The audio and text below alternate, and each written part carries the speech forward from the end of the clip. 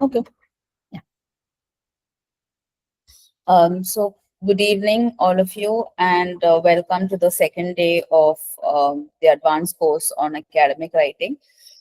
In today's session, now we will be looking at another aspect of academic writing and something that is crucial for you to help frame your arguments when you're writing a paper is how to read an article, how to read critically, and how to identify argument.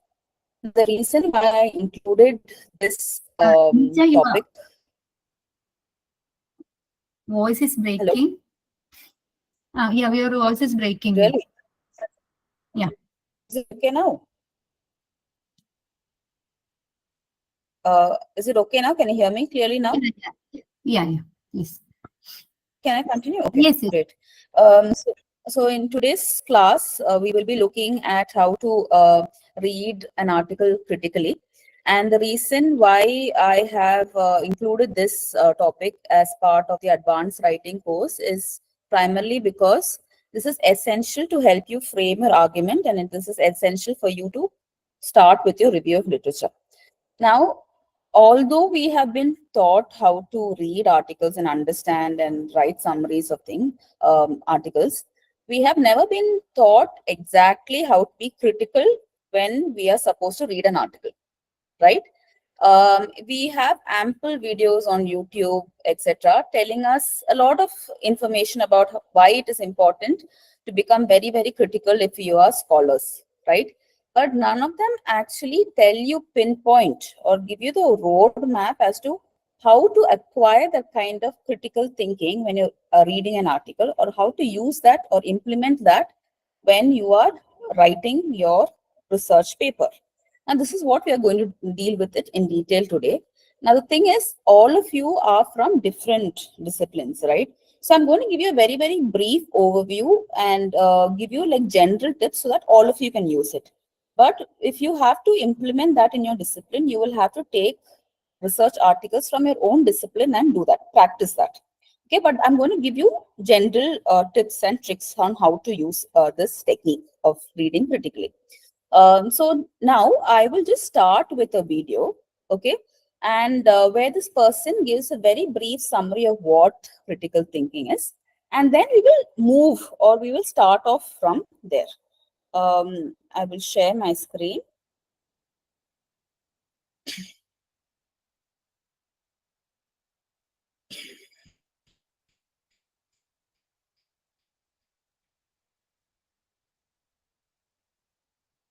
Is my screen visible? Yes. Okay.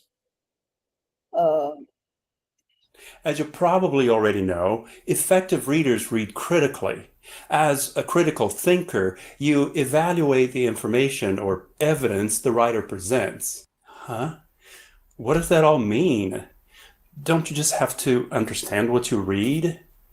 What do you have to do to read critically? Have I been reading critically?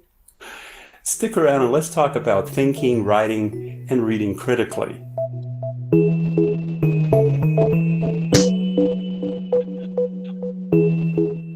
Hi, welcome to Snap Language. I'm R. Franco. I can imagine a caveman thousands and thousands of years ago admiring a cave painting. Pretty. And another caveman saying, oh, it's so derivative. At that moment, critical thinking was born, and humanity has never been the same. So, what is critical thinking? Dictionary.com defines it as disciplined thinking that is clear, rational, open-minded, and informed by evidence. What? Daniel Willingham states that critical thinking involves three types of thinking: reasoning, making judgments, and problem solving. Richard Paul and Linda Elder define critical thinking as the art of analyzing and evaluating thinking with a view of improving it. Critical thinkers raise questions and problems, gather and assess relevant information, come up with well-reasoned conclusions and solutions, keep an open mind and challenge preconceived ideas, and are self-directed, self-disciplined, self-monitored, and self-corrective. Okay, all that sounds good. So critical thinking has to do with rational thinking, evaluating information. For me, critical thinking has to do with not simply accepting someone else's ideas, not even your own. First, you evaluate them. You ask questions. If an idea makes sense, great. Otherwise, you reject it. And you can even explain why you rejected it. Then you replace that idea with even better ideas. When you write, for example, you want to have a good understanding of the topic you're writing about. Depending on the purpose of your writing, you make sure you have accurate, relevant information and you present it in a way that makes sense to the reader. And how does that apply to reading? Well, when we read, we almost intuitively know when something does or does not hold water. We say, this is a good article, or, I don't buy it. But intuition can only take you so far. We need to follow certain steps to evaluate the information systematically. As you evaluate someone else's thinking, even your own thinking, you want to examine the information carefully and ask questions. What evidence do they use to support their ideas? What information do they perhaps leave out so they wouldn't contradict their own position? Are the conclusions based on facts or opinions? Are the facts relevant and accurate? Are the opinions justifiable? Are there logical flaws or fallacies? That's a lot of complex thinking. You can think of it as critical thinking is hard, or you can think of it as, wow, isn't it amazing how human beings are capable of such complex thoughts? It takes practice, so if it seems daunting, do not freak out. The more you apply these aspects of critical thinking while you think, read, and write, the easier it gets until it becomes second nature to you. In the next few videos,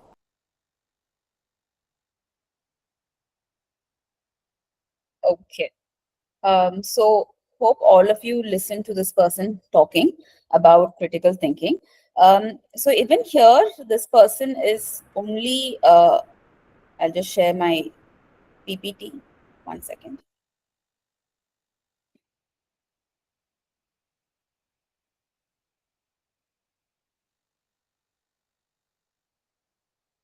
Okay. So even here, this person is using very frequently the words evaluating, examining, questioning, etc. Now, these are the things that we are going to inspect and investigate today. Now, basically, what critical thinking is, as the person in the video has mentioned, it's the art of analyzing and evaluating with a view of improving it. Okay, number one. Number two, it helps to raise questions and problems, gather and assess relevant information, come up with well-reasoned conclusions and solutions, keep an open mind and challenge preconceived ideas. Okay, these are the basic definitions of what critical thinking is. Now, how do we take it forward from there? Now, the first thing they need to understand when you are reading critically, what exactly is this word question? How do you question an article? So, for instance, if you take an article and if you're reading a research article for your research, your paper, and you come across this excellent writer and you're reading, once you would be questioning, okay, should I read the entire article? How should I proceed with it? You might have a lot of questions going on in your mind. Now, the easiest way that you need to move forward from there is you need to remember these questions. Okay. One is what, why, when, where, and how. Okay. So these are the ways in which you can develop the critical thinking. Now, when you ask the question what, you are trying to refer or you're trying to mean what exactly is a research question that the author of the paper is posing in the paper. Okay, what is the research question that the author had? What is the research question that this investigator had? So when you ask this question what, and when you try to locate the answer to this question what, you will immediately get what the research question is. So the next thing is you need to ask the question why. And by going deeper in this question of why, immediately, if you look at the paper and try to answer this question of why, you are immediately referring to the significance of the study. So if you're questioning why is this study important, you will get the answer to why this study is important, and you can use that information related to your paper. You can use that information for your paper. Okay. The next question that you need to ask is when. And by when, immediately you mean basically the time period. So basically, when you question that, examine that a little further, by looking at the time period, you're also trying to locate the socio-political context of that study. Next is the question where. And when you ask the question where, you are actually seeing how, where in this geographical location is a study located. Is it in India? Is it in any other particular country? Or is it a mix between the West and the East? You are placing the study within the geographical location. And by examining that a little further, also you will get the socio-political context. Then the last question that you need to ask is how. And by probing that further, basically you will get information regarding the evidence that the author has used to conduct a study or to validate or substantiate a study. So the first and most important thing that you need to do when you get a research article in your hand is to ask these questions: what, why, when, where, and how. Basic questions that we have learned in school, and it is not even difficult to remember these questions in mind because we know. So when you ask these questions, what, why, when, where, and how, and when you attempt to answer these questions, you will be able to find out or realize whether this study or this paper is significant to your own research or not. If it is not, when you, for instance, if you're looking at the significance of the study, or when you look at the research question and you see, okay, this is not related to my area of interest, or this is not related to the area that I'm investigating or researching right now, you can immediately dismiss the paper, right? So probably then you can move on to the next paper. There is no hard and fast rule that you have to sit and read all the papers that you have downloaded for your research from the first word to the last word. But if you are going by that, you will never be able to complete your research on time, right? So you should be able to develop this this technique of understanding whether this paper is relevant to your study, whether this paper will help your study. So to understand whether this paper is significant to your study, you need to ask these questions: what, why, when, where, and how. And by probing these what, why, when, the WH questions further, you will basically get answers to what the research question is, what the significance of the study is, what the time period is, what the geographical location is, what the piece of evidences are. Okay. Now this is basically what you mean by questioning the article. You are questioning, why is this paper relevant? Why is this paper important? And this is how you conduct this question element. Now, the next thing that you need to look at is, how do you evaluate? This is another word that people keep using when they're talking about critical thinking and critical writing. You need to have this evaluative tone in your writing, or you need to have that certain skill of evaluating a paper and making a certain judgment on it. Now, again, I told you, if you're using the same questions, what, why, when, where, and how, and you are reading the paper based on that, and you find out the research question, the significance of the study, the time period, and the geographical location and evidences, when you find out all that, then the next important question is, you need to ask the question, really, is this true? It is as simple as that. Many people might give you very, very big and big, huge, humongous ideas about critical thinking is that, this, and all that. But basically, critical thinking is just, you can just cut short and put it into one single thing: really, is this true?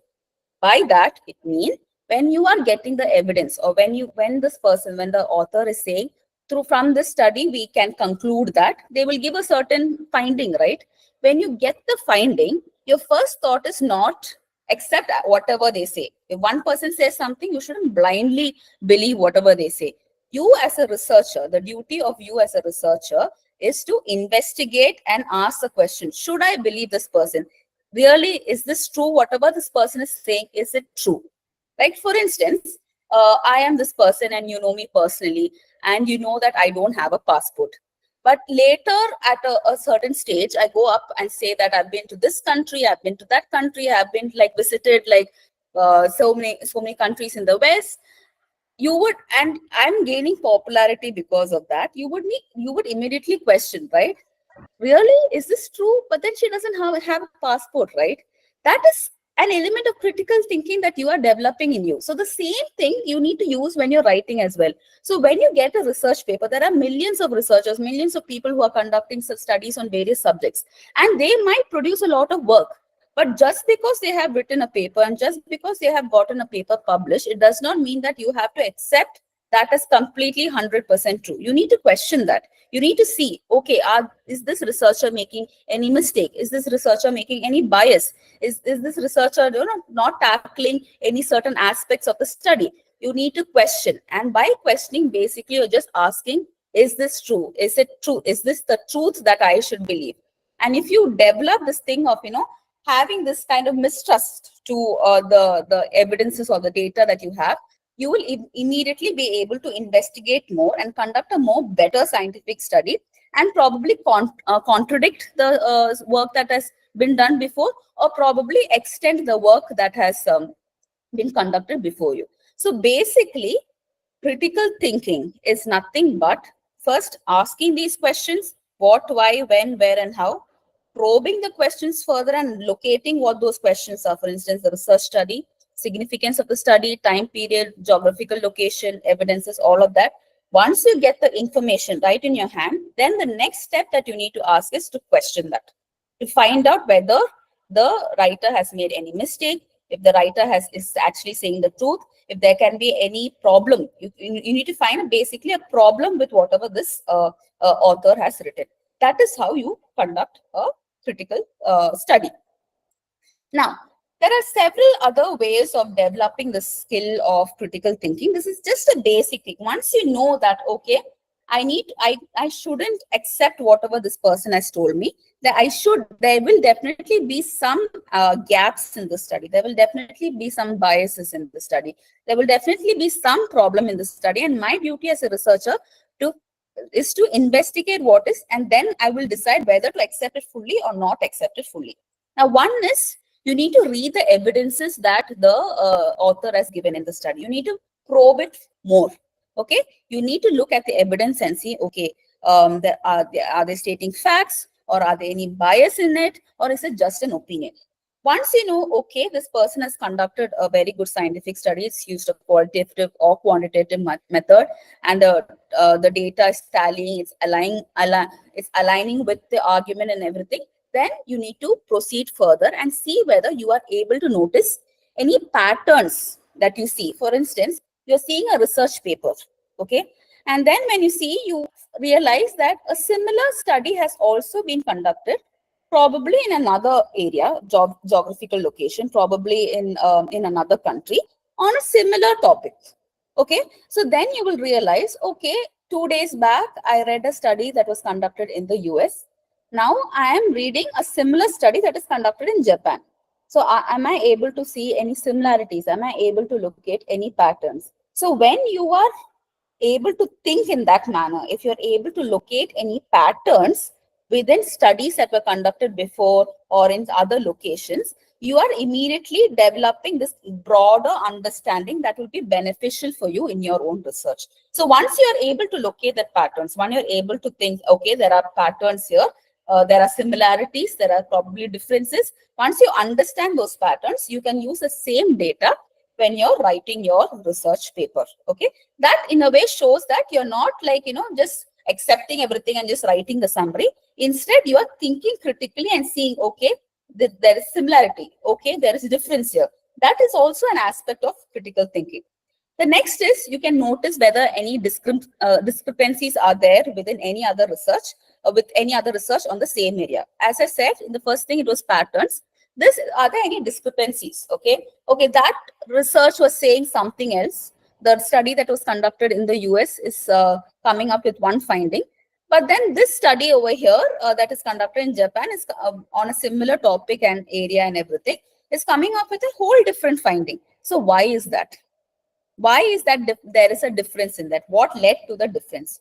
Probably you might even come up across a study that is conducted in the same area. Okay. Probably you can find a paper that was published in the US in 2010. And now you're coming across a paper that was published in 2020. Okay. On the similar topic. So within a 10-year gap, you will see that, okay, there is a lot has changed. The finding is different. The evidences is different. So all of that, no, you will see, okay, there are some discrepancies here. That also is part of critical thinking. Okay. To develop and find out like patterns, find out differences, find out similarities, finding out discrepancies, all that is part of critical thinking. So basically, when you get all this information, you can use this information in your writing, when you're formulating your research article. It's not just writing summaries. Okay, this person is saying this person is saying that. No, this person is saying this, but this person is also saying that. So what can we conclude from this? That is how you develop the train of thought. Okay. Then the next thing is, are they missing any aspects? For instance, a writer saying, an author saying that I came across this when I was studying school children, but you will realize that they're not including teachers in the study. They're not including parents in the study. And probably teachers and parents are also very crucial. Interviews of teachers and parents are also very, very crucial to that particular study. So once you realize that there are any missing aspects, you can mention that. So that also shows that you're not accepting whatever the writer is saying, not blindly. It means that you're saying, okay, there is a mistake in the thing. There's a gap in it. There's an absence over here. This absence is basically study has not focused on parents and teachers who are very, very crucial to the study. So inspecting the gaps, inspecting the missing parts are also part of critical thinking.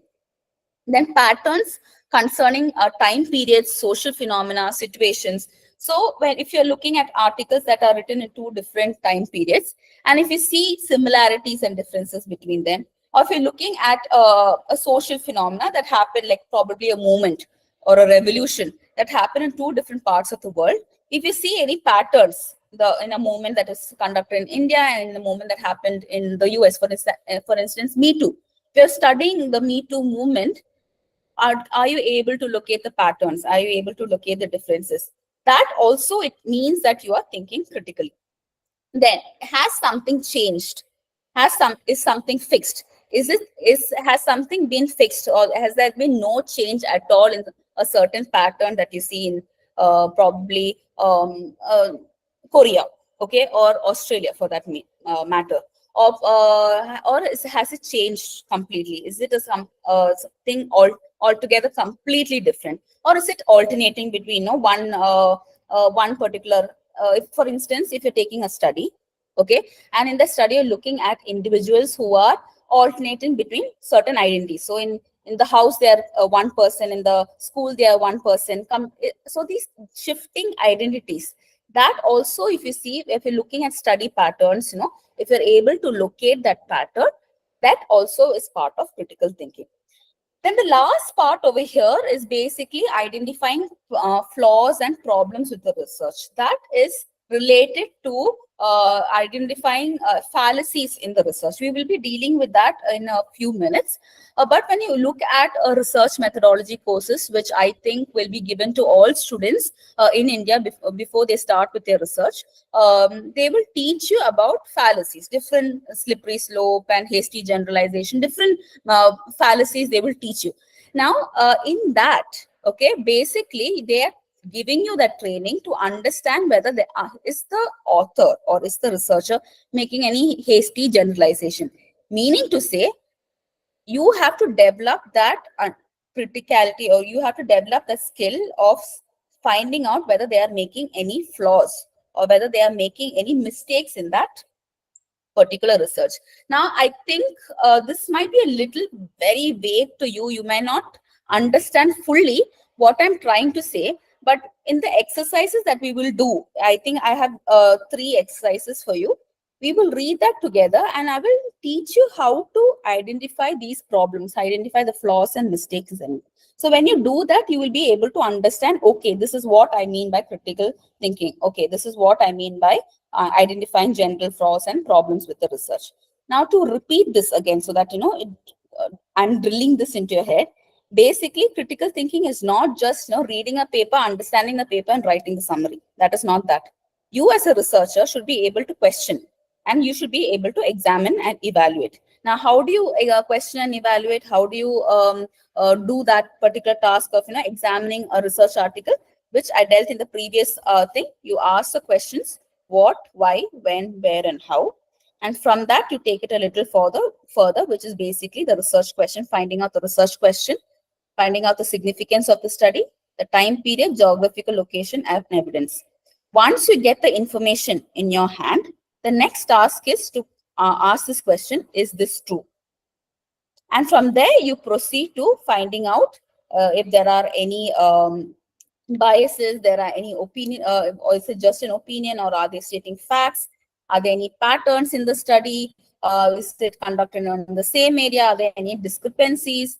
Is there any patterns regarding time period, social phenomena, situations? Is the pattern fixed? Is it changing, or is it alternating? And are there any other general flaws when the author is making certain statements? Okay. Now, for the exercise, I am giving you one statement over here. Okay. Now, the statement here, we'll read this together. Social media is dangerous because it leads to increased rates of depression, anxiety, and loneliness. People who use social media frequently are far more likely to suffer from these conditions than those who don't. It's clear that social media should be banned for everyone under the age of 18 to protect them from these harmful effects. Now, imagine you're seeing a statement like this in a research paper. Okay, and you're looking at the statement, and then immediately you try to look at the evidence, and you see that not much evidence is there to support this particular statement.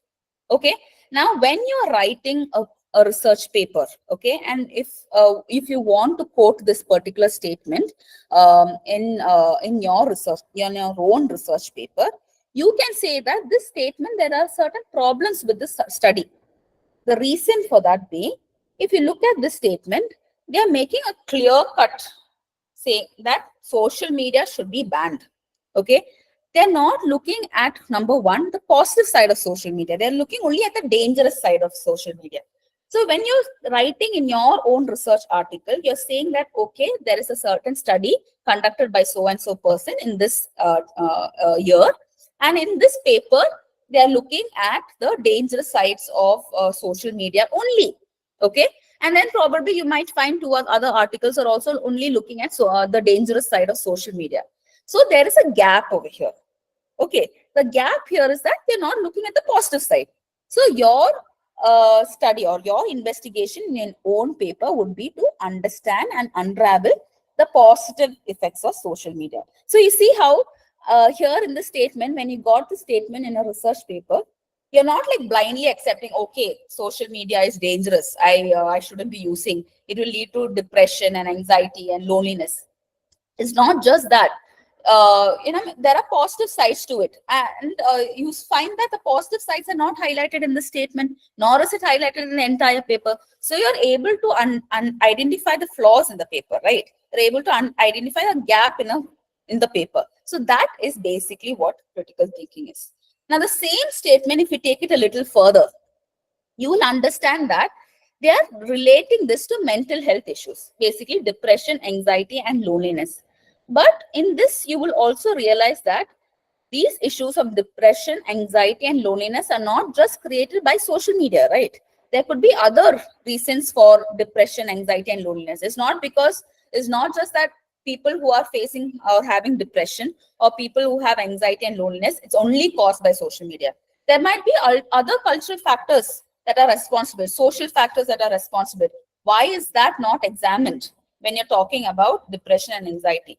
So you can say that the author, when presenting the relationship between social media and depression or mental health issues, they're not also examining the social and the cultural factors that are responsible for these mental health issues. That is another gap that you have found. That is another problem that you have found. So this is how you develop, critical thinking, questioning. Is this the truth? So basically, when I read the statement, I didn't accept this as a truth and move on with my work. Instead, I ask the question, is this the truth? Really? Is this true? That's the basic question I ask. So when that question pops up in my head, the next thing would be to identify the mistakes that are there in the paper. What are the absences, the missing aspects in the paper? Are there any patterns? Are they looking or neglecting some aspects? Are they like promoting only certain aspects? Identifying patterns, similarities, all of that, no, all of these elements that we discussed in the previous slide, no, all of these elements will come together and that will sort of enrich your critical thinking. Have all of you like understood what I've said so far? Do you have any doubts? Thumbs up. Okay, great. Now we will go to another statement. Now this you have to do on your own. Now you have understood what you're saying, that you have understood what critical thinking is. And we've discussed one statement also, and I've given you I've given you an example of how to critically analyze a statement. Now we'll go to another example, which is this statement number 2. In statement number 2, this is the statement that I've given. Homework is essential for students to succeed academically. Countries where students do more homework consistently outperform those that don't. If we want our students to compete globally, we must increase the amount of homework given. Besides, homework teaches discipline, which is a key factor in professional success. Okay, imagine you come across this particular paragraph in a research paper. Okay, and you are probably conducting a study on student success at universities or at schools. Okay, probably 10th standard board examination. Okay, imagine you're just conducting a study on student success in board examinations, and you come across this when you're downloading papers and looking for your review of literature. You come across this paper, you download this paper, and when you're skimming through the paper, you come across this passage and you see this. Homework is essential for students to succeed academically. Countries where students do more homework consistently outperform those that don't. If we want our students to compete globally, we must increase the amount of homework given. Besides, homework teaches discipline, which is a key factor in professional success. Now take 2 minutes time. Read the statements once or twice. Recall what I have told you in the previous slides of questioning. Is this true? Are there any gaps? Are there any aspects that are missing? Are there any hasty generalization that is made here? Are they neglecting any aspects? Are they promoting certain aspects? Look at all of that and tell me what are the problems with this statement. We'll take 2 minutes time, and then one of you can raise your hand. And when you raise your hand, you can the organizer will unmute you, and you can tell me what it is, what you feel. Read this statement, please.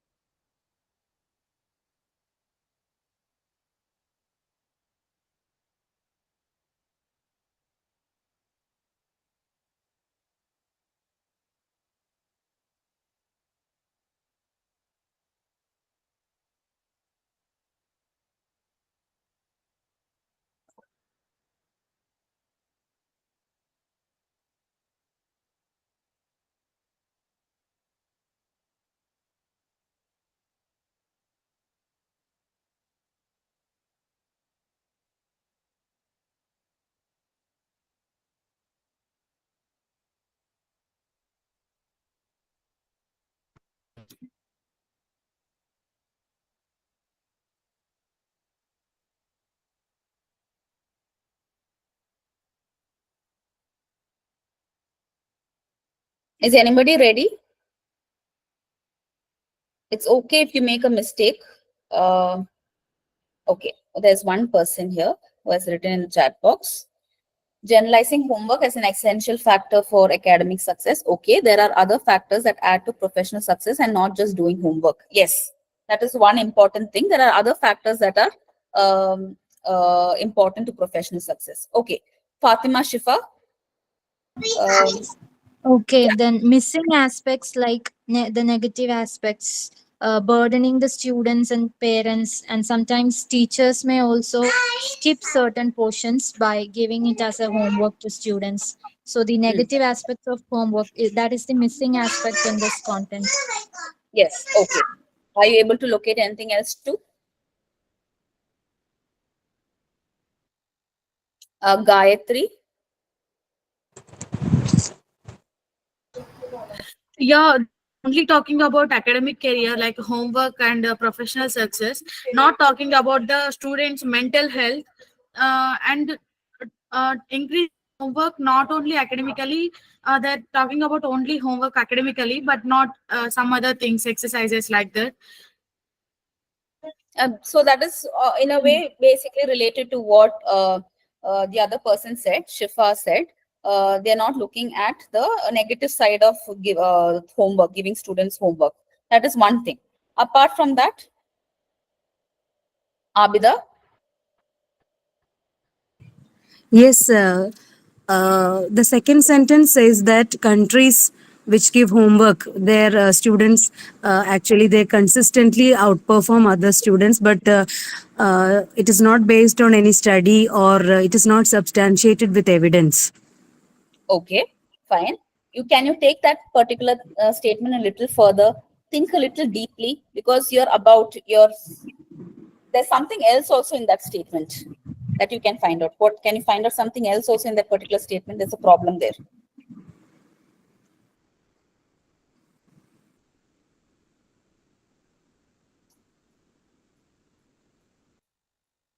Mrudula? Ma'am, other developmental factors are not being considered when thinking about countries which outperform others. So other developmental factors like GDP or anything on the progressive scale, or whether it's a developing country or developed country. Yeah, so it's yes, again good. hasty generalization. Oh, it's a hasty generalization. Good. But regarding the second sentence that Abida pointed out specifically, countries where students do more homework consistently outperform those that don't. Can you extend that a little bit more?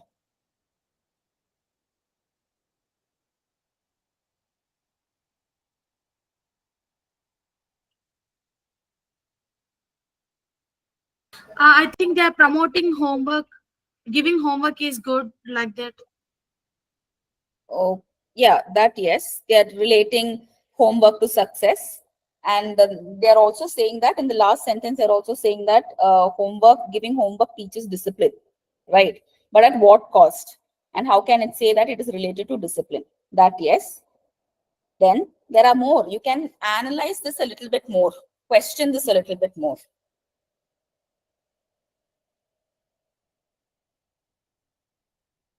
Hello. Yeah. Actually, in the second sentence, they are taking a globalized scenario and to misstating that. Make people understand that this is also needed in the local level. For that, we have to go to the global level. So that way of lying is there actually. It's globally they are performing well, so we have to do that. Then we will move. That is a lie. Yeah, that is there. Good. That they are only looking at the global level, and they're also saying countries, but they're not specifying which countries. Basically they're looking at probably the developed countries, and they're looking at their data and saying that because it is implemented in developed countries, it has to be implemented in other countries and local contexts as well. So that is something that you found out good. Apart from that. Ma'am, I think the patterns are missing, like a specific time period or situating into a specific social context is not there. Then which category of students? Yes, likewise, a specific pattern is not there. Yeah, which category of students are they talking about? School students, are they talking about graduate students? Category of students is missing. That, yes, good. Next, more. The competence, ma'am. Yeah, Asha. The competency of the students not only increases by doing lots of homework. Likewise, the category of the students we want to check on the basis of their IQ, on the basis of their atmosphere, on the basis of the conditions that they are from. The competency is one of the matter that discuss here. Yeah, so competency is also important. So if I want to extend that argument a little bit more, I can also say that they're not looking at the quality of other resources, for instance, teaching. Like the teacher should also teach something, right? Not and only when you look at the quality of teaching and other resources, and that has an impact on the success rate of the students too, which is not dealt with in this passage. So that, yes. But there is one thing that I want you to pay attention to. There's a very, very interesting thing regarding the It's, country. the teaching pedagogy is missing there. Actually, which kind of teaching pedagogy they use is missing. Yes, teaching pedagogy is missing. That's good. Then, one more last thing. If you are able to crack that, then we can move to the next statement. There are a few in the chat box. Need to explore into research on this area. If there's any Asian countries, I don't know. There might be other factors in the country's educational system. Yes. Ambrin, we had dealt with that. Yes.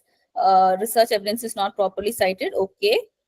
Statistics relevant to it's not provided. Yes. I'm just taking an excerpt from it. So you'll have to examine and see whether the statistics are there in the paper to corroborate this particular statement. If it's not there, then yes, that is a fault in the study. It ignores other factors that varies in multiple countries, like varied educational systems, teaching quality, cultural values. Yes, Mullah Chavez has already mentioned that. I forgot to look at the chat box in time. Which countries does homework bring discipline? Nima. Yes, that is something that's a problem with the statement. Yes. It talks about... Yeah. Ma'am, in the last sentence, it is said that homework teaches discipline, which is a key factor in professional success. If you want to achieve professional success, homework will not teach any discipline. Yes, you can extend that argument a little more and you can expand that. That is a good observation. So you are basically saying that there are missing parts in that. It does not necessarily mean that homework will lead to professional success when it comes to professions. There are other factors, for instance, having a good degree with good marks and all of that. It also depends on the competition that you're having when you go into a professional space. All of that. Okay. Age group not mentioned. Homework is only HD generalism and global. Now, basically what I wanted to pay attention is they're only looking at countries where students do more homework. One thing that you can notice is, have they looked at countries where students have done less homework but still succeeded? That can also be a question that you can have in mind, right? Because there will definitely be countries where they won't impose homework on students. Homework is not even an important part of school education at all, but still those students might be succeeding. So are these people or are the authors or are the researchers looking at that aspect too? And if they have looked at that aspect, have they come to this conclusion after looking at that aspect? So that is not seen over here, right? So you can investigate that statement in that manner as well. You got what I'm saying? So this is whatever you have done so far is basically critical thinking. You're not just accepting whatever they're saying. Instead, you're asking the question, what, why, when, where, all of that, you ask that question. And then basically you're questioning the truth of this thing. Should I believe whatever they say? Have they looked at all the aspects? Is something missing? Are they negating something? Are they neglecting something? All that I mentioned, that is basically critical thinking. Okay. Now we'll move on to the next statement. Look at this. Standardized testing is the only reliable method to assess students' intelligence and abilities. Since students across the country take the same test under the same conditions, it ensures fairness. Without standardized tests, there would be no way to compare students' performance objectively. Besides, schools that perform well on these tests receive more funding, which proves that these tests are crucial for educational success. Read this again once or twice and locate the problems with these statements.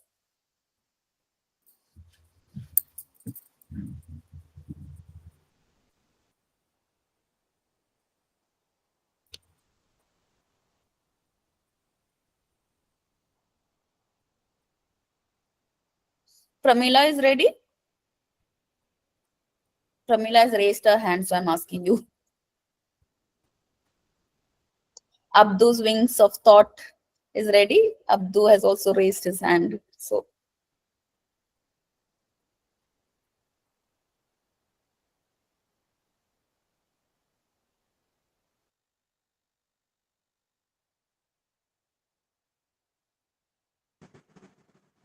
Already, there is a lot of pitfall in standardized tests. like That, yes, that is not mentioned already.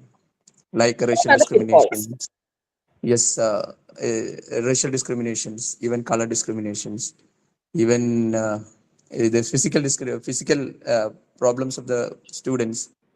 Even that cannot be measured in a standardized test. Yeah, so basically, So, if you're looking at, if, for instance, imagine you're conducting a study and related to there, disability studies, right?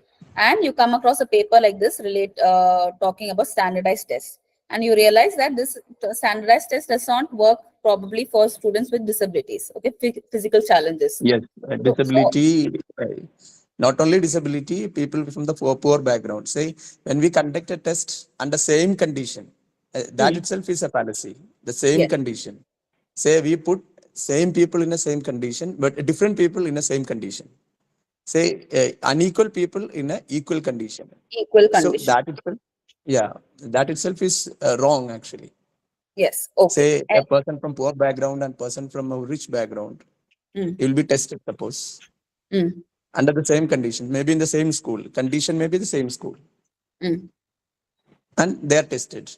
And the poor people will be always will be back, no? And rich people will come on the top. Yeah, because of the resources that they have had to go Yes. for the particular test would be different. So hence, the results would also be different. So it does not ensure that the students would be all the students will be successful through standardized testing. Yes. Yes. So that is Yes. the problem with the statement that you have identified. Good. Anybody else? Yeah, I want to improvise this statement. I mean this line. For the students who have parents are educated, they can get more resources, more understanding, a better understanding of this questions or exams, or else the topic. But the poor background people, even they are showing more interest, more hard work, but they are not achieving the same thing because of their parents are not educated and they are not able to understand that much level. So we can't standardize this. Okay. Okay, fine. So if you, for instance, so you're basically developing Abdu's argument that this method of taking students under the same conditions, they're using the word same conditions here, and Abdu's basically pointing out the problem with using the phrase same conditions. So he's challenging that, and he has put forward his challenge. Gayatri, you are extending Abdu's thought. Am I right? Yeah. Yeah. Okay, great. Anybody else? Okay, I think that standardized testing is not giving any significance to the individual interest of students in a specific discipline. Their interest and ambitions is not given enough significance.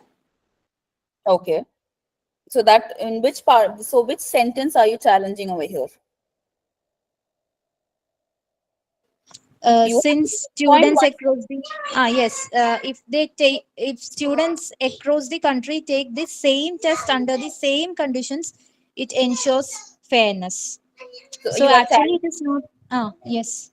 yeah, so you're challenging that and you're saying Actually, that is not looking into the individuality of the students, their interest, and they might be interested in different disciplines, right? So yeah, why should we conduct a single test for all those students? great, good. Anybody else? Can anybody focus on the last part of the class? Yeah, I'm challenging that last statement. Mm. Can I continue? Yeah, sure. Yeah, ma'am, actually, when they talk about how these schools receive more funding, we do have the governments trying to bring up schools in backward areas in the country, all across the country. So we cannot, it's a kind of a hasty generalization that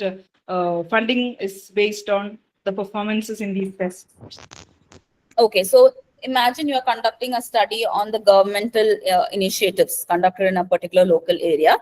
You can use the study, challenge this particular statement that is mentioned here, and give a contradictory study or challenge this and give another study through your own research. Yes, yes. So this is how you use. It's not like just reading a paper and challenging that. I'm also telling you how to use it in your own study. So basically, you will come across a paper like this if you're conducting a study related to this area, right? So imagine if you're conducting a study related to the standardized testing conducted in a particular country, and you come across this, and you see a completely different local context and a different result in the local context because of probably governmental initiatives, all of that. So then you can use this particular statement that is given in a study and say that, okay, this study says this, but this does not inspect governmental initiative. This does not inspect the areas in which the standardized testing is not conducted. You can use that. This is how you need to relate that to your own research and challenge it as well. Got it? Does anybody else have anything else? Ma'am, I would like to add on that standardized, I would like to challenge the first sentence that standardized testing is the only reliable method to assess students' intelligence and abilities. It is not just the only one. There are many other methods which we can implement. Like I should think about that. What about creativity? They also mentioned without standardized tests, there would be no way to compare students' performance object. I think that line is not. Not true. Maybe there are other things also there. Okay, Gayatri, I'll come back to you within a minute. Let me just finish Shifa's thing. Shifa was saying something very relevant over here. Yes, ma'am. Shifa, you said that standardized testing is not the only way to measure intelligence. Yes, that is a very, very good observation. But you are saying that there are other ways of measuring intelligence. For instance, you're looking at painting or creativity, poetry writing, all of that. And imagine you are conducting a study based on how students who are very, very creative have higher levels of intelligence. Imagine that is your study, your personal study. Okay. And you want to investigate that, whether students who display higher creativity show higher levels of intelligence. That is your own personal study that you are conducting. Okay. And then when you're going at the review of literature, you come across a paper that is mentioning this. Then you will see that and say that, okay, in this particular study conducted in this year by this person mentions this. But the problem here is that it's not inspecting the other factors that can be used to measure the intelligence. Measure the intelligence, yes. Therefore, in my own study, I will be inspecting other ways of measuring the intelligence of students. For example, creativity. Yes. Got it? Okay, now now it is clear, ma'am. Thank you. So this is how you connect it with your own study. It's not just like reading the paper, identifying a problem with it, passing a judgment and sending out the paper to the dustbin. Instead, you're using that particular paper, challenging that particular information that is given, and also using that in your own study to show that your study is much more relevant. So by saying that, okay, this is not seen in that, but I am looking at that, you're also saying that your own study is much more significant, much more relevant in certain other aspects. So that is also building the quality of your study. You see how it is done? So does anybody else have anything else to add to the problems with these with this paragraph? Ma'am, may I ask a question? Yeah, sure. Ma'am, in what if the first line has standardized testing is one of the reliable methods to assess students' intelligence and abilities? So what if the statement is presented in such way? Do we think it is a fallacy, ma'am? If it is present as one of the reliable methods, you need to question whether the author has looked at the other aspects. If it's not, then try to conduct another, try to find out more papers that have looked at the other aspects. Okay. Now, if you don't come across, if you don't find papers that are looking at other aspects, then in your own article, in your own research paper, you can say, hey, this person is saying that there are one of the many aspects, but what are the other aspects he's not looking at? Therefore, I So am that looking at the research others. gap. Yes. Okay. Thank you. Okay. Anybody else?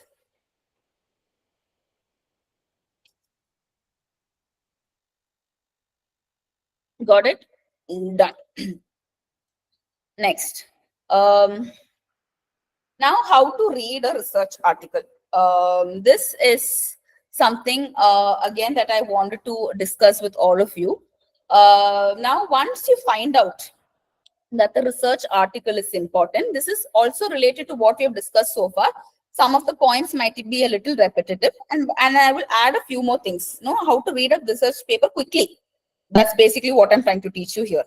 Now, once you get a research article in your hand, your first thought shouldn't be, okay, how many pages are there in the article? Because that is a natural tendency of most research scholars. Oh my God, there are 30 pages in this article. I have to read the whole thing. Probably I will take 2 or 3 days. You need not fret immediately when you see a research article. Now, these things, it will come with time, it will come with practice, but eventually you will be able to master the skill of like probably reading a research paper within 10 minutes. There are people who do that. Within 10 minutes, they're able to read a research article, call out the important things, important points, and they will decide, okay, whether I should read the research article in detail, word to word, or should I take out the important point and leave the article aside. That is a skill that you develop. But now over here, I'm going to give you like tips, okay, on how to develop that skill. Now, the first thing that you need to do when you get a research article in your hand, obviously, you will look at the title. Yes, you will see whether the words that are used, the concepts that are used in the title are related to your own research. Based on the title only, you will decide, you will download the article in the first place, and then you will decide whether to read the article or not. Okay, so title part is obvious. Now, the second thing is the abstract. And the most important thing in an article that will help you decide whether to read the article fully or not is the abstract. Okay, I will teach you how to write a very effective abstract in, I think, the 4th or 5th class. But for the time being, you need to look at the abstract. Abstract is basically telling you what the research question is, what the methodology that is used, method and methodology, and the finding is. We discussed, right, yesterday when we were talking about mind mapping, we already spoke about that. The first page of your journal should have these 3 questions answered. Now, when you read the abstract itself, you will know, okay, this is the research question. Okay, this research question is interesting.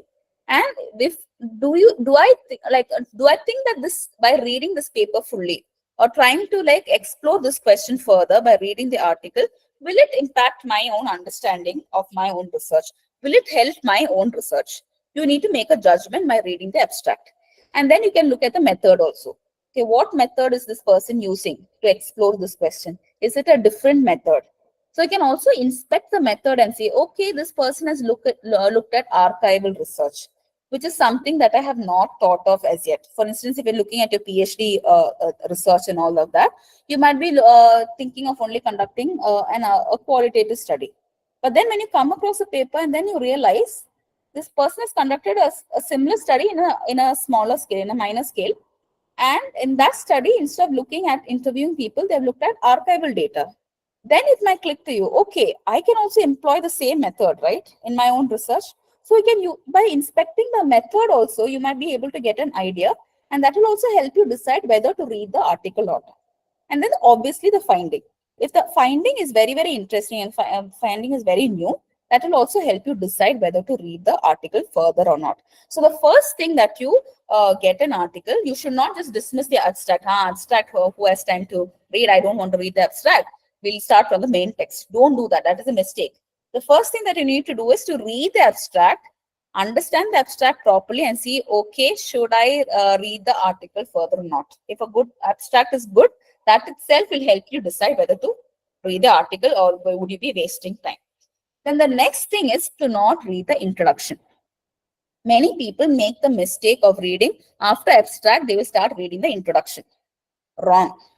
Instead, you should go backwards. You should go immediately to the conclusion, not the introduction, but to the conclusion. Because why I'm asking you to read the conclusion part is because whatever finding that they have made, okay, which is mentioned in the abstract, they will give a detailed description of the finding in the conclusion. Okay, so basically they're summarizing the article. The conclusion is basically summarizing the article, summarizing your evidences and findings and everything, and then giving the scope of the study, the limitation of the study, etc. So by reading the conclusion itself, you'll be able to get a better picture of the article. So sometimes the abstract might be very vague. You may not be able to locate the finding. Some people write in that manner, okay? You may not be able to locate the finding exactly. So if you want a better picture of what the article is about, instead of reading the introduction or the evidences or the discussion part, immediately go to the conclusion, okay? So by looking at the title, by looking at the abstract, by looking at the conclusion, you will be able to understand what the research question is, obviously. You will be able to understand the argument. You will be able to understand the method, and you'll also be able to understand the relevance of the article for your own study. Got it? So do not waste time reading the introduction, the middle literature review, all of that immediately. The first task is immediately when you get a research article is to read the title, read the abstract, and then directly move to the conclusion part. Now, there are certain ways of because you're reading, I'm teaching you how to read an article very quickly. And because you're going to skim through the article, there are certain key words or phrases, standard cliched words and phrases that they use. For instance, when somebody is talking about a research question, okay, the most common phrases that people use when discussing a research question is, this paper investigates, or we aim to address, this paper aims to look at. These are like cliched phrases that people use. So when you're quickly reading through the abstract, you come across the word aim. This paper aims. You finalize immediately that, okay, this is going to talk about the research question. Okay, these are like phrases or clues and tips I'm giving you so that you're able to locate the research question quickly. Okay, now when it comes to the argument is basically finding of the paper. What is the paper like putting forward to the audience, to the community? What is it actually trying to prove? What does the evidence say? What is the finding of the study? That is basically the argument of the paper. Now, the argument of the paper is usually proposed through words like, or phrases like, we argue that, this paper suggests that, this study demonstrates that. These are some of the words. There are more words. So when you start reading more and more articles, you will be able to make a list of the words that people generally use. Okay. Thus we can, so for instance, like thus we can conclude that, this evidence is that. All these words are like, will immediately point to the argument or the finding of the paper. So once you locate these words somewhere in the conclusion, immediately decide that, okay, this is the finding of the paper. If you see words like this paper aims to, immediately conclude that this is a research question. So you got your research question in your hand, you got your finding in your hand, then you decide whether to read the paper fully or not, if it's of interest to you. Now, once you, after reading the research question, after reading the finding of the paper, you realize that, okay, this paper is very, very important to my own study. I have to read the paper in detail. Okay. So to read the paper in detail, the next task that you do is take the paper and scan through the pages and try to understand the structure of the paper. How many sections are there? And so they will have subheadings, they will have headings, right? Like for instance, yesterday in article, we read this article about Bhagat Singh, right? In that, the author, Kama Macklin, had not used like standard phrases like literature review. Instead, she used a different phrase. What does the scholars say? Right? So when you read something like that itself, you will understand, okay, she's basically doing a review of literature. So authors can be very creative as well. They may not use the word discussion or review of literature just like that. They might use other ways of communicating that. So when you see something like that, you understand what the structure of the paper is, and you understand, okay, this is the introduction part. This is the review of literature part. This is the discussion part. This is the conclusion part. Okay, you understand the structure of the paper. So once you read the abstract, you move to the conclusion. Once you decide that the paper is of relevance to you, paper is of importance to you, next thing that you need to go is you need to go to the discussion part, where the author will be discussing the findings in detail. So that will be probably 2 or 3 pages long. That will give you a better idea of what, how they are looking at their putting together different arguments, how they are like, arguing about, how they are like bringing about their ideas, what evidences they are using, how they are discussing their evidences further, and how they are like probably developing that entire train of thought, no, that will be evident in the discussion section. Okay, so read the discussion section, and in the discussion section also, that authors can use the word, this finding suggests, this evidence is that, we can conclude, or our research shows that. So all of these are keywords that you will also find in the discussion part also, in that particular section also, which will give you a better picture. Okay, this is how they are substantiating their ideas. This is how they're substantiating their arguments. You read that, if you find this word, read a couple of sentences that are above it. Then you will get, okay, this is what they're trying to say. This is what they're trying to say. Okay. Once you read the discussion section very, very quickly, go to the evidence section. So you see, you're not reading the paper from the ascending order. You're reading the paper from the descending order. Okay, not technically a descending order, because first you'll read the title, abstract, and then jump to the conclusion. From the conclusion, you'll move to the discussion above, up above. And then once you read through the discussion part, you realize that, okay, this is the finding, this is the finding, this is the argument, this is how they're substantiating it. You have to be critical, right? I told you how you have to question, is this true? How do they find out? Can we be really sure? When you ask these questions further, you will naturally move to the evidence part. Okay, when you go to the evidence part, basically check if the evidence is backing up the argument. See if ask the relevant questions, what, why, when, where, all those questions you ask. See whether the evidence is answering the argument, correlating and matching up with the argument. Examine the evidence. Okay, then after you have examined the evidence, this is for some people who want to take the article a little bit forward. For instance, students, PhD scholars, right? You look at the review of literature. Okay, go to the review of literature and see what is the broad academic debate that this person is using. What are the other scholars that they are mentioning? What are the theoretical concepts that they are trying to use? All of that will be evident in the review of literature. The concepts, the key terms, the theories that they are using, the theoretical framework, all of that will be evident in the review of literature. Go to that part. So when you decide the article that is of interest to you, if it's of importance to you, as you move upwards, your focus or the way or the manner in which you deal with the article would be much more deeper. See, in the conclusion, in the abstract part, quick reading. When you come to the conclusion part, a little bit more detailed reading. When you come to the discussion part, a deeper reading. When you come to the evidences and the review of literature part, even more deeper you should go. You're like the time that is spent for these sections would be much more when compared to the conclusion part and when it comes to the abstract part. Okay, then you can also check if the methods that are that the scholar has used, whether that the researcher has used are appropriate or not. Should they have used another method to sort of ensure the study is like properly scientific or not? See if there are any counter arguments. Like when you read the paper, I told you how to see whether there are any patterns. Can you argue that? Can you find falsity in it? Can you find problems with that argument? All the thing that we did in the previous exercise. No, now you implement that, finding problems, what it's saying, what it is not saying, and then you try to understand how it has implications in your own research. For instance, like when you're looking at the review of literature part, you realize that this person is mentioning a few scholars that you're hearing for the first time and you're seeing for the first time.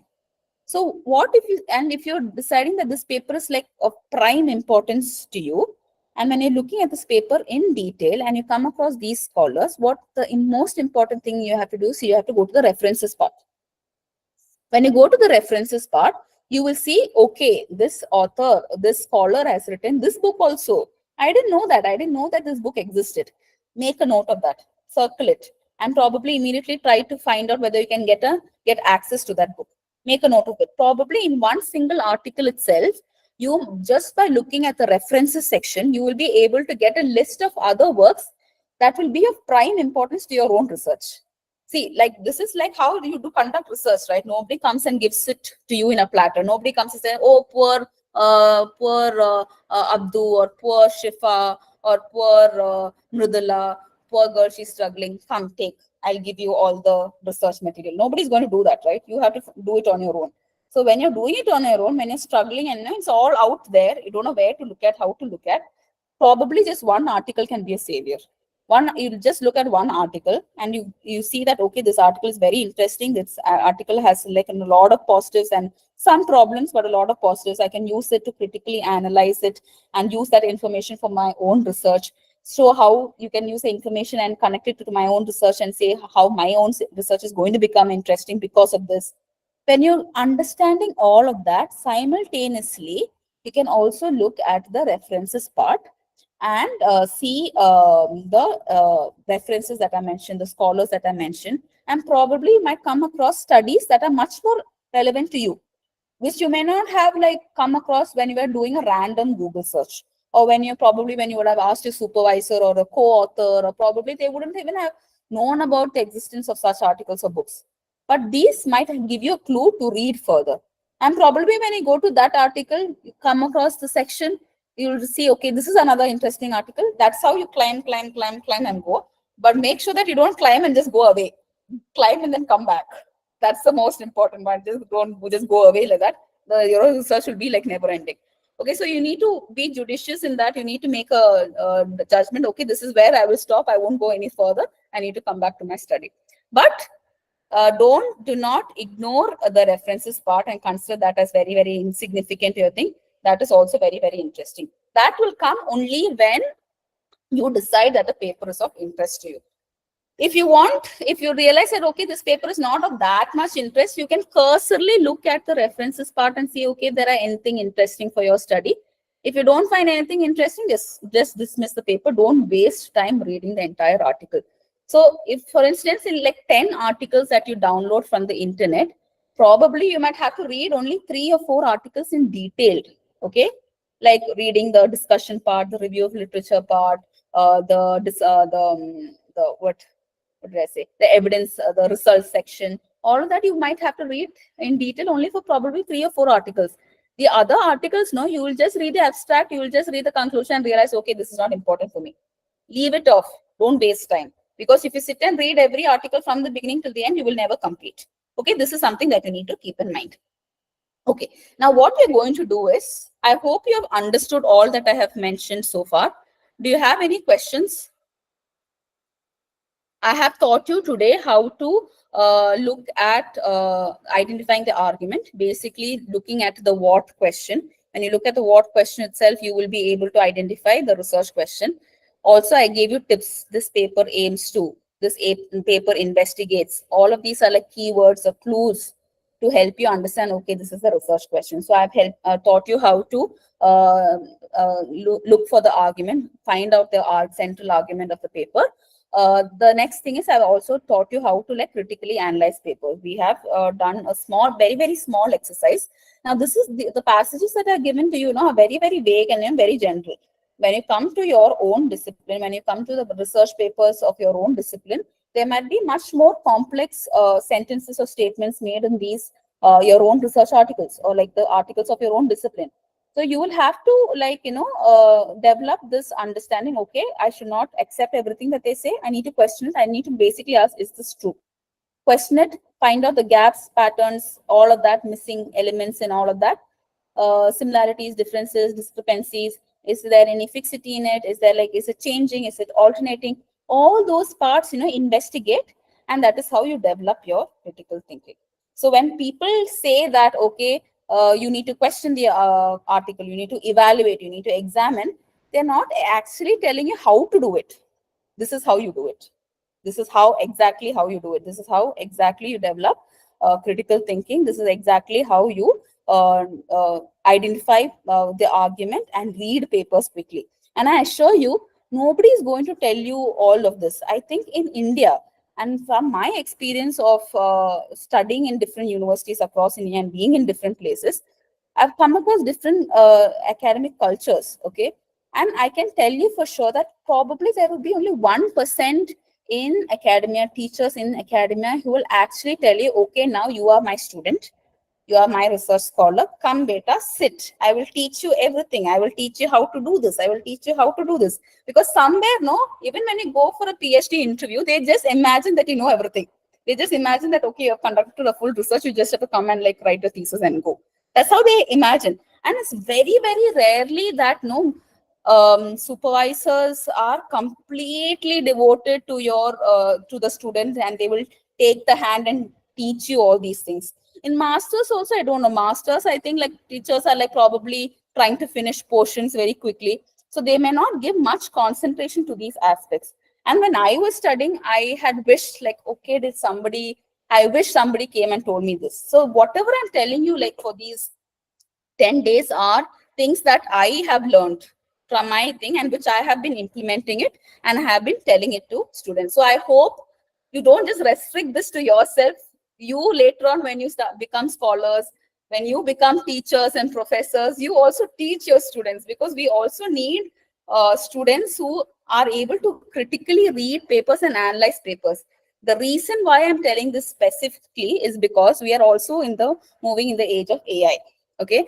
And I am a person who's very, very skeptical of AI. Okay. I don't trust it completely. Probably I can use it for 1 or 2% of my work to get things done, but rest for conducting research, I will not recommend using AI, because somewhere I feel that AI also generates mediocre scholars. I think I'm making a very, very controversial statement, and especially in a climate where everybody's promoting AI, the most important part is there are ample tools, okay, you just have to feed the paper into it, and they will just vomit out what the research question is, what the method is, what the conclusion is.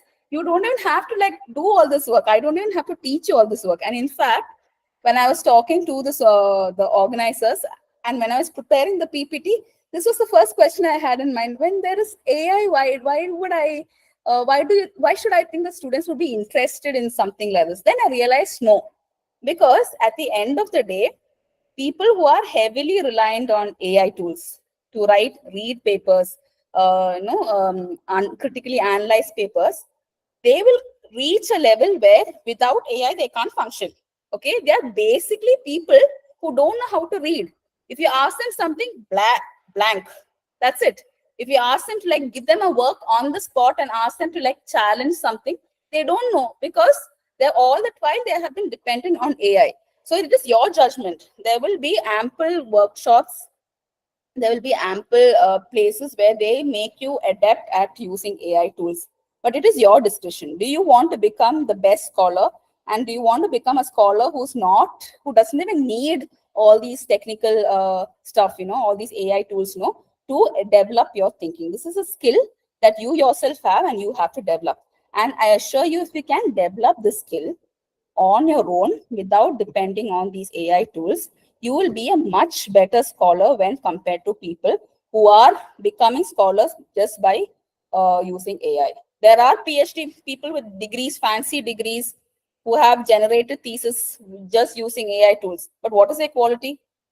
So I would say that if you take the time and the effort to practice, and even in the video, they have mentioned towards the end, the person still says practice. But if you are able to put in that effort, I assure you that you can be proud of being a much better scholar when compared to others. Okay. So I'm just laying it out for you. You can decide for yourself whether to go with this or whether to go with AI. Now, the thing that I'm going to do is I have downloaded 6 articles. And since there are 63 people, I think I am there and the organizers also there. So I think only 61 people are there. I'm going to divide you into rooms. There's something called breakout rooms here, I think. And for each room, I'm going to give you 1 article. Now, what you're basically supposed to do is you can discuss within your group, the particular room that you're in, discuss amongst yourself, read the article quickly. Okay, one person can probably locate the research question. One person can locate the method that they've used. One person can locate the finding, the geographical location, basically these questions. What, why, when, where, and how. Okay. Try to answer these questions by yourself. Discuss with your roommates. Basically, you're in a big breakout room, right? So discuss with your roommates what these questions are. Come to a conclusion, and then we will come back together in one single group, and then we will discuss. Okay, can we do that now? I will share the thing. Okay. Articles in the WhatsApp group. So I think each room will have, I think, 10 people, I think. I will break out into 6 rooms.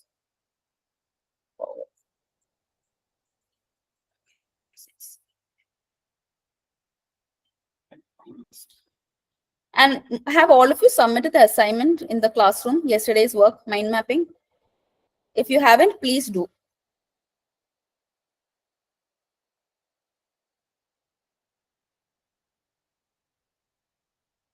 Okay. I've sent the articles in the groups. Okay. Now let me try this breakout rooms. I'm going to try it for the first time. Set up breakout rooms. Rooms. 6 timer.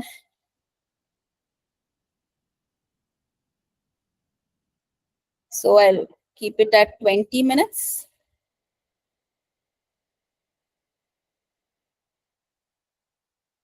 Okay. Breakout room 1, 2, 3, 4, 5, 6. Open rooms.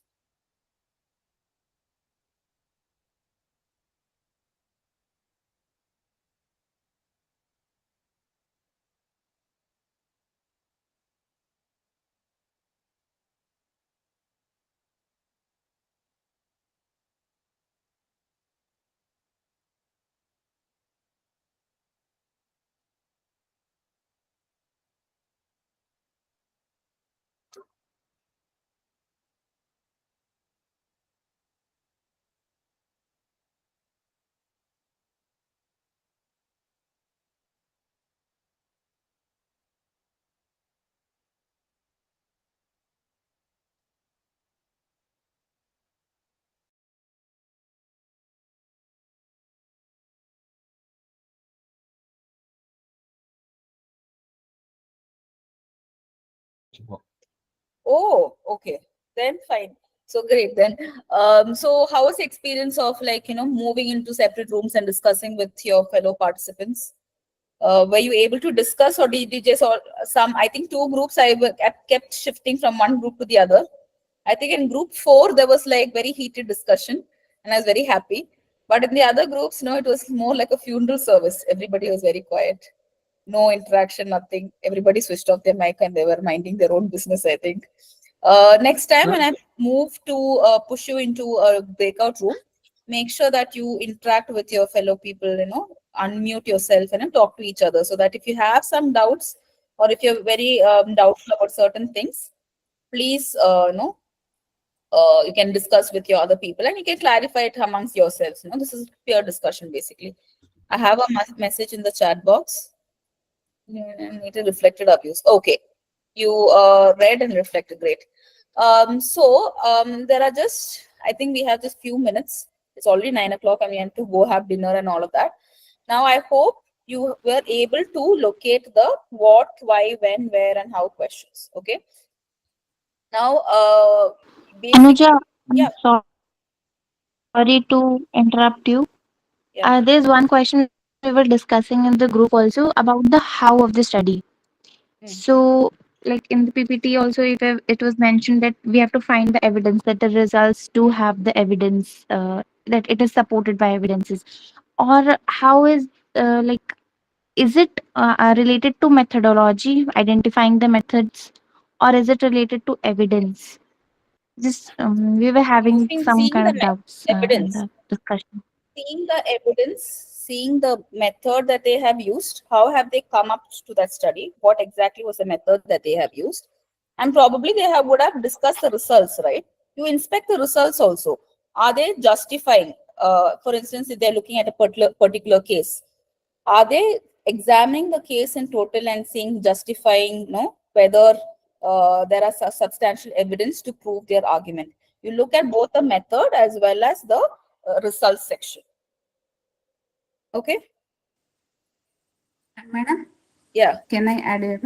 Yeah. Yes, ma'am. In how we have fourth group, we have given you have given a one paper, no? In that paper, investigation the influence humor in the workplace.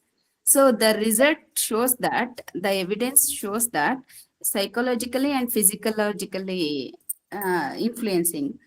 These are the motivational for them to work a humorous place. This is the how for giving this statement. Is it right? Come again, I didn't get it. As you said, where, why, which, What, why, and, when, where, and how. Yes. yeah, Okay. there I have selected for how Ah. the evidence shows that physiological and psychological. No. How did they conduct that study? Did they conduct an interview, or did they Conducted the observational empirical data they have collected, observational study. 3 Okay, years. that. Um, And then Yeah, after that, that is after how. they have conducted the observations, they're discussing the observation part, right? Yes. They would have discussed the observations. They would have pulled out some particular cases that they would have found very interesting to their own study. Yes or no? Yes. Yes. So you have to examine that. Okay, ma'am. Okay. Examine that and see whether it is substantial enough. Are there any flaws? Are there any missing parts in that? Examine that. Okay. Okay, ma'am. Thank you. Okay. Do you have any other doubts? Because we don't have time to take each article and discuss them in detail. We don't have time. I will give that as an assignment to you, and you can work on that. But you can use, we have few more minutes, like 3 or 4 minutes left. Within those 3 or 4 minutes, do you have any questions in any of the slides that I have presented so far? From the beginning till the end, did you leave out the part where you have to look at the articles? That is a separate thing altogether. But otherwise, do you have any doubts about critical thinking, how to move forward, or any other things related to finding the argument? Any other things? Hello, ma'am. Yeah. Can we get that PPT notes, madam? Madam, can you share this PPT? PPT, it will be shared in the Google Classroom. Okay. Google Classroom, it will be there. Okay. Hello. Yeah. Yeah, ma'am, I want to ask, as you mentioned about the why, where, and when questions, and when we we read the when and the where question, and you have mentioned we have to read with the socio-political context. So I want to ask how to read that socio-political context with respect to geographical location and the time period. As I am in the second group, and we have assigned the paper of impact of childhood bullying in adult, and the geographical location is Geographical location is? Hello? Hello? Kalida? Hello? Did I get chucked out, or did Kalida's thing end? That is Kalida's issue. Yeah, you are audible. Yeah. Okay. Because I don't want yesterday's problem to come again. So if she joins back, I will give an answer to that. Anybody else? Ma'am, is there any tips to read fast? You told us how to read an article, abstract, conclusion, like that, no? So that reading the words a little faster. Practice. Is there any? Okay. You're asking me, I'm teaching, okay, we shall start driving a car. And then on the first day itself, you're asking, okay, how can I ride on a speed track? It comes with practice, right? You ride for probably a month, you will be able to read fast, but give yourself that 1 month's time at least. Yeah. Just now, breakout rooms are there, na? So my part, I'm not able to read completely faster. So that's why I'm asking. It's okay. It's fine. In the beginning stages, it might be difficult, but if we're able to, at least at this stage, we're able to find out what the what question is, what the why question is, any one of the questions that I asked, what, why, when, where, how. We're able to answer at least 2 questions at this stage, which is good. You don't have to we feel bad that we were not able to answer all the questions. It will come with practice. Yeah, okay, thank you so much. Pramila? It's a critical part, a critical thinking part is there, no, ma'am? It's in I need more in that practical session. Like I want to read articles. I know you give a hint like abstract. After the abstract reading, you go for conclusion. Then we got it how to write a literature review also. Thank you once again. And for I need this critical thinking part more practical. So for what I can. So more practical, your assignment is coming up. So there you'll get practice. You know what I'm going to do? You have your own personal project that I told you, your mini project that you started off with. And that would be an article that you want to publish, right? Now, in that article, you will have to do critical. You download 10 articles that are relevant to your topic of research and then implement what I taught you today. Abstract, conclusion, moving like that, investigating. Use that same method. You practice that. And then you'll gain a better idea. So that is why I told you submit the mini project so that you have something in hand to work on and you can use whatever I'm teaching you in your classes directly into that. Yes, ma'am. Thank you. Okay. Beena wanted to say something. Yes, ma'am. The why part, how do we focus on the why part? Like, do we take the argument put forth by the researcher and then proceed from there, or in the sense, can you be a little more clear? Why part is basically they're looking at, I said you have to look at the significance, right? Why is this article? The author in the paper would have mentioned why their particular study is significant. There will be definitely somewhere the author will mention this is why we consider our study as significant. Locating that is the why part. the whole study, not the population selected or something like that? The whole study. The argument is for the whole study, right? You're looking at the paper as a whole, not as bits and pieces. You're looking at the paper as a whole. So you look at why the paper as a whole is important. The author themselves would have mentioned that in the paper. Every paper will have that. This is why we are addressing this gap. After the literature gap and review of literature section, they will say, okay, this is the gap. And because there is a gap here, we think we are filling up that gap by presenting our own study. Hence, our study is significant. Okay, so that is a why part. Oh, okay, sir. Okay, ma'am.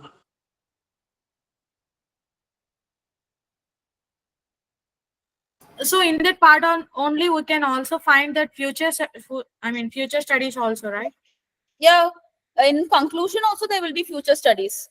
In conclusion they will give, okay, this search study can be examined further in other areas, or they will discuss the limitation and the scope in the conclusion part. There also you can find the future studies.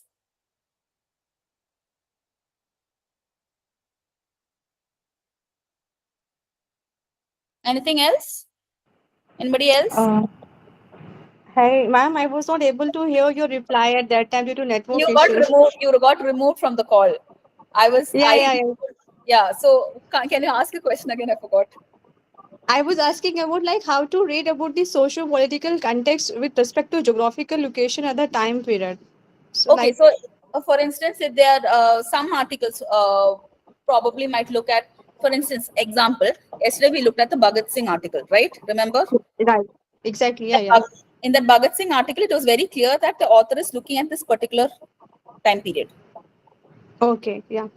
Okay. In certain other articles, they will mention this study was conducted in the year, between the year, we took a 10 decade long ethnographic study from 2023 to 2030. So that is one like decade.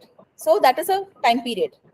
So if you are using that study in your own study, you can say that, okay, this finding was done there, but are there any significant changes present? Okay. How is it related to your thing? That is how that socio-political context came. The thing is that all of you are from different disciplines within social sciences, right? So I'm giving you this broad idea so that you can have different ways of looking at articles. So that's why I put what, why, when questions will definitely be there, but the socio-political context and all that will only be applicable for certain papers, not all papers.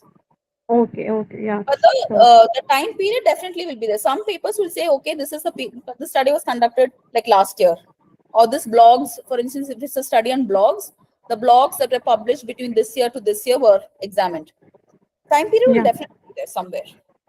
Okay. Thank you, ma'am. Thank you so much. Anything else?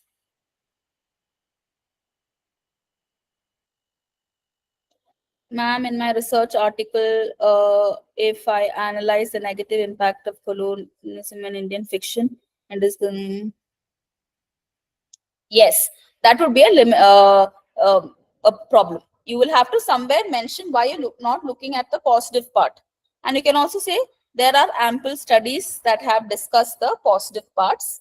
Quote the studies. That is part of your literature review. So if your question is, okay, there are negative impacts of colonialism too. That is the argument that you're putting forward. I don't know what your study is. I have not read this thing fully. In case, if your study is about, okay, I'm inspecting the negative parts of impact of colonialism, you have to mention somewhere there are also studies that have looked at the positive parts of aspects of colonialism and mention those citations. So you're giving a holistic picture. So it means that I'm looking at the lesser studied aspects. Is that clear, Noor? Okay. Anybody else?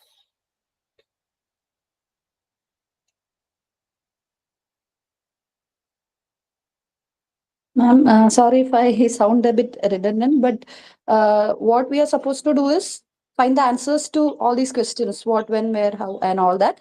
Then we have to critically examine, right? Like, what are the limitations of the study? I will upload the slide in the Google Classroom. Okay. So if you want to get back to the slide, you can go again and check. Okay. Thank you. So I will end the class. It's 9:10. I will end the class now, and I will be posting an assignment in the Google Classroom. Please check the assignment. Now, the most important thing here is that it's not enough that you are just doing the assignments, listening to the classes. You are supposed to use whatever I'm teaching you here and whatever I'm trying to impart over here on your own research project. So you would have submitted a mini project, right? Use the same thing in your mini project, because at the end of the course, you should be able to produce at least 40, if it's a research paper, or if it is a book review. If it's a book review, I would expect a complete book review. If it is a research paper, at least 30 to 40% of the paper should be completed and submitted in the Google Classroom. Because in the course brochure, I mentioned that I would be giving personalized feedbacks for each submissions, right? So it is the final work that I would be reviewing. I would be looking at the final work, and on that only I would be commenting, because there's no point in commenting at a very basic or raw idea. All of you are just learning, right? So whatever you learn in each class, you can use this week's time. So next class would be next Saturday. So you can use this entire week to formulate your ideas, whatever, read articles, critically, examine the argument, find out the argument, examine it, question it, evaluate it, use all of that in the articles that you're downloading for your own research. Keep the journal ready, have the questions and everything ready, keep all of that ready, so that by the end of the 10-day period, you will be able to produce at least 40 to 50% of the completed version of your paper. And on that, I will comment on whatever you submit. Got it? Due date is 25th October. Yes. That's why I'm not asking you to submit a full article, just 20 to 30%. But you should be able to see the improvement. You also will be able to see the improvement. Things, all these ideas will work for PhD. Yeah, of course, they will work. For PhD thesis, you will be asked to submit 2 published papers, right? 2 or 1 publication is mandatory, I think. This will definitely work in that, and you can reading papers critically and mind mapping and everything will be applicable to PhD thesis also.